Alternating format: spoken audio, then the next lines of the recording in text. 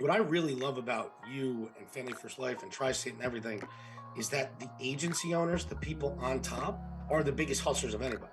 They're not just sitting back letting everyone do the work. They're really leading from the front, and I'm a big believer in servant leadership, doing everything that I expect everyone else to do. And I loved seeing it. And it's really inspired me. Thank you for joining us on our Family First Life Tri-State Serve the People podcast. We appreciate you tuning in, spending your time to develop and grow with us. Follow us, please, on all our social media platforms at Family First Life Tri-State or FFL Tri-State. We love you. Keep listening, and I hope this information is serving you across the country. All right, everybody, thank you for jumping on with us for our Tri-State Trends podcast. I'm in the booth with my man, Michael Barlettano, who's become a fast friend of mine, and it's been an honor and a pleasure to get him here at Family First Life Tri-State. I mean, honestly, Mike, you've come on and been a complete recruiting machine, but, maybe a lot of our audience doesn't know you, so you can give them a little bit of your backdrop, kind of, where you're coming from and how you found Family First Life. That'd be awesome, buddy. Welcome to the podcast. Thank you very much, Mark. It's a pleasure. Thank you so much for having me on. I'm 40 years old. I started my career on Wall Street, doing securities and stuff like that. After the crash in 2008, I went on to do a whole bunch of things. I kind of retired for a little while. I ran a fishing business. I owned a food truck. Wow. And then about 5 or 6 years ago, I found myself looking for my last career, the last thing I wanted to do. And, at the time I had some personal things relating to debts in the family and stuff like that. And I experienced what it was like to have a family member not having life insurance. So I said to myself, this is something I want to be involved in. I never really thought of myself as a salesman per se. I just knew I wanted to help people, and I found a company that I learned a lot. I excelled a lot. I was able to really take that first step, but at the end of the day, I wanted to be bigger, not only for myself, but my agency, and I wanted to grow. I wanted to be nationwide. I wanted to have more products. I wanted to have the ability to help every single person with what they need at the right price instead of a limited toolbox to work out of. And thankfully, maybe like 6 months ago, I met you, and it's been a pleasure of mine to meet you and what you're doing to help with my career as well. Yeah, no doubt. I mean, I love what you're saying. I mean, I was in a very similar position looking for looking for something I could sink my teeth into and not continue to trade time for money or money for time. I wanted something that I can drive the needle in so deep that it could create, a perpetual income and create a security that if I worked hard, not because, it was Tuesday and I wanted to dream of money falling from this. If I worked hard, that I could do that. And so I had a similar passion. And I walked into this industry this way, like as a broker with multiple carriers and the ability to recruit and the ability to recruit nationwide. And I've always had teams in different parts of the country. So I've never been pigeonholed to one area of the country, which would make no sense to me. I mean, that would be like, why? I mean, it'd be like looking at a fruit buffet and wanting to have all of it, but can only eat the strawberries. Like, why? Why am I only, there's cantaloupe and honeydew and bananas and, cherries and grapes. Why can't they're there. Why not? And this, I never thought we'd be in 45 states, Mike. I'm in New Jersey, bro. I'm not like all over the globe. I mean, I'm just so, but what happens is your agency continues to spawn and spawn and spawn and spawn because this one knows this one and knows this one. And you run ads all over the country and all of a sudden you're in 30 states, and what if you didn't have access to that? That'd be nuts. Because the opportunity is so vast, and then to have multiple types of leads. So what you were looking for was an awesome match for us because we offered all of that, and I've always told people, two of the most lightning teams in the last 8 years were the Golden State Warriors with all that speed and offense and the Kansas City Chiefs when they would throw it up and it'd be like a touchdown, and that's always how I looked at Family First Life. Like it's a fast car driving in the fast lane at the fastest speed. And it's like, how can you catch up to that? So You saw that, but what was it that made you see that? Because it's not easy to see when you're coming from somewhere. Of course, when you're looking to protect what you Absolutely. It's, built. you know, it's like, you know, you don't know there's a whole world out there. You only know what you're taught. Right. And I think for me, one of the biggest turning points was I turned 40 in September. Hmm. And, you know, I have a young son, you know, making more money, and I wanted to buy more life insurance for myself before I turned 40. So the first thing I did was go to my own company. And then what I did is I looked elsewhere, and I realized what I needed is something I didn't even know about. Right. And when that happened to me, I was like, I need to do this for everybody. Hmm. You know, I need to be able to give them a whole palette of options to choose from and to really help people.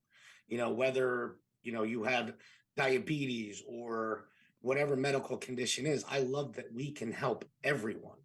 You know, I can't tell you how many people I had to say no to before, you know, and these are the people who really need it. So for me, that was a big turning point, you know, and then what I really love about you and Family First Life and Tri-State and everything is that the agency owners, the people on top, are the biggest hustlers of anybody. They're not just sitting back letting everyone do the work. You know, they're really leading from the front, you know, and I'm a big believer in servant leadership and, you know, doing everything that I expect everyone else to do. And I loved seeing that. And it's really inspired me, you know, and it's helped my checkbook a lot too in the meantime. I love it, man. Well, there's some things that you do that are a little abnormal, but as an agency builder is very key. You know, you're just a recruiting machine. You're in recruitment mode all day long. Talk to us a little about some of the strategies you do from a recruiting standpoint, and why is it that you're in recruiting mode all day long? A lot of people, want to build a big agency, but don't realize how many people you actually have to talk to on a daily basis to eventually get the right players, and then eventually to get the right players in the right seats on the bus. It is a real process, Mike. Yeah, and I think it starts with this. And I actually remember when I made this turn and I really figured it out. I used to keep my business and my personal life very separate, right? Whether it was social media or if I was out with family, I didn't talk about work. And then I really soon realized as an agency owner, as a builder, they're one and the same. You know, I love what I do. I do not consider it work. I feel like it's part of my character, right? So all day long, it doesn't matter if I'm talking to the plumber who comes here, or the delivery guy, or a server at a restaurant, or one of my best friends. I am talking about what I do because it's a part of me. You know, I love what I do. I don't feel like it's work. And, you know, people see that. You know, when people see that you love what you do, when you're not, you know, embarrassed to say it, they gravitate toward that. So all day long, I'm just spreading what I feel and what I'm doing all day. You know, and like some of my best recruits are people who would have who served me food at a restaurant, and I loved how they treated me. Mm, And I thought to myself, they can treat our clients just as well. Now I need to teach you this. And, you know, that's really where I think it starts. It's loving what you do. And I think it comes easy after that. Like, I don't feel like I work to recruit anybody. You know, I'm just being myself and I'm just spreading the word. right, makes sense. And when you think about, you coming on and coming out the gates and helping get into 100 families pretty fast, and on your way to 250 families, what are some things that you're seeing that are working that are helping the scale? Sure. I mean, like a recruiting level or a sales level. Sales and recruiting, building.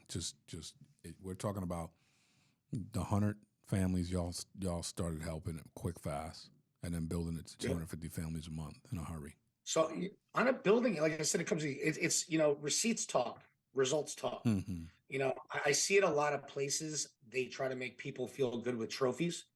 Always handing out trophies. I have a stack of them on my floor, right? But trophies don't pay the bills, right? So when you can show, listen, I was doing exactly what you're doing, but here's my bank account. What does Mm, yours look like? Right? If you want, you know, you bring someone on and they do well, you want to highlight that person, and right. people are going to gravitate toward that. So that firstly has helped me build. Secondly, now that I am nationwide, practically, I can have, you know, I can have lines everywhere, Right. right? I have campaigns, Facebook ads, whatever it may be, Craigslist, all over the country, right? Trying to share this opportunity. And before I was limited to a small little area in the Northeast, right? On like the sales side, it's really just doing what you teach us to do. It's grinding, it's helping everybody. It's learning underwriting manuals. I think we struggled when we first started because we were used to one set of underwriting guides Mm-hmm. and we knew it.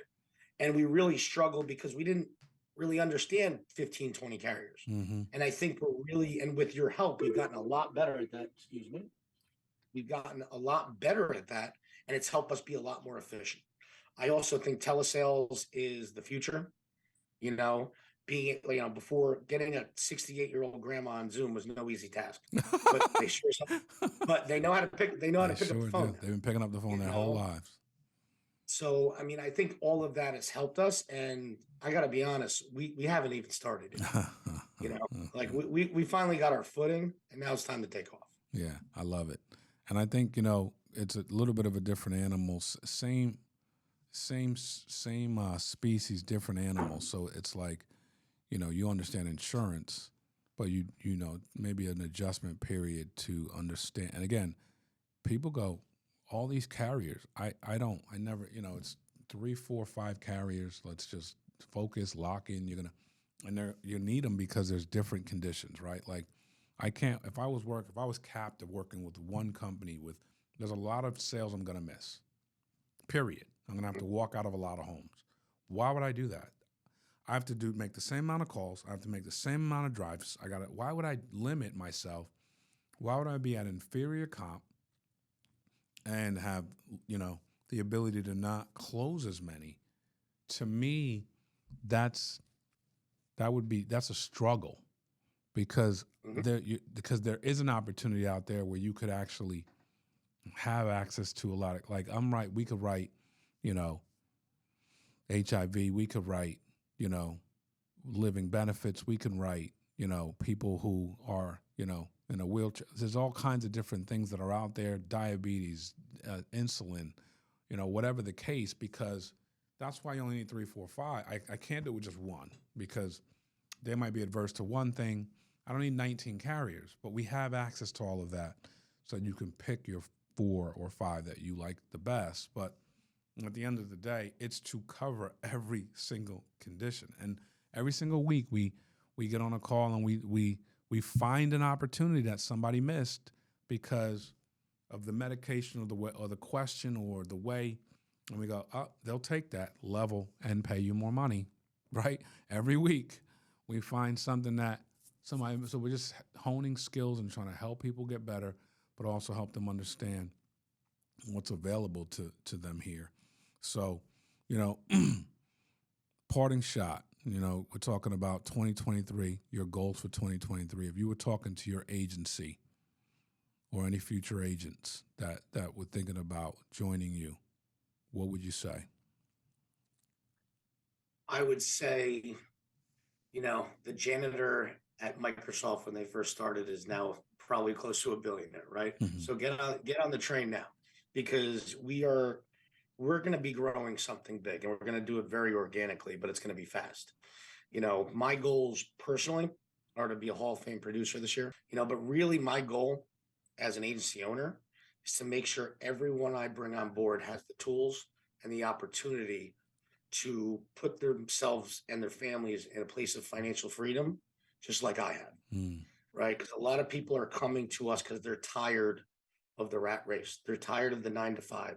They're tired of working for someone else's dream and being told what their time is worth, right? And my job is to help them realize that potential, right? So I'm going to be doing that every single day and growing toward those goals, if that makes sense. It makes perfect sense, dude, and it's an honor to be in business with you. We're just getting started. I'm looking forward to this ride. But if someone was trying to reach out to you to find you, what's the best way for them to reach you, Mike? Absolutely. You can find me all over social media, M. Barlettano on Instagram, or you can reach out to Barlettano Group. That's the name of my former agency all over. You can call me at 302 332-2905, or email me at mike@thebargrp.com. And, I'm a slave to my phone and my email, so I'll get back to you right away. Bro, you're killing it. It's going to be a huge 2023. I'm excited to see. It's amazing. You're out there, right? And you're just looking for a different opportunity. But you have all the skills that it takes in the right system to just blow up. And you and I both know without a shadow of a doubt, it's a wrap. Like there's not going to be it's not going to be easy, but there's not going to be a struggle to get to the goals you're trying to get to. We're going to be able to do this, and it's not going to be confusing to either one of us. So I'm really excited for you, man. Yeah, thanks. And it shouldn't be easy, but if you love what you do, it's rewarding. You Yeah. know, sometimes being sore the next day means had a good workout. Or That's you did actually something right. true.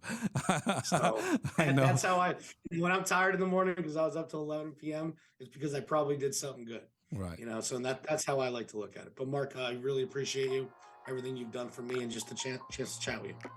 Well, thank you so much for jumping on, man. I thank you so much, Mike. Absolutely. Appreciate y'all for listening. God bless. Thanks, Mike.